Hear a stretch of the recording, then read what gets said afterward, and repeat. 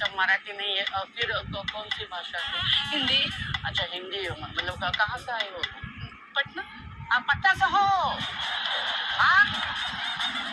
अरे भाजी आप पटना से हो तुम? हाँ। हाँ। जीजा जी कैसे हैं? मस्त। तुम्हारे नहीं मेरे. मस्त अच्छा ओके. चला तर मग सुरू करूया आपल्या पहिल्या खेळाला ज्या खेळाचं नाव आहे.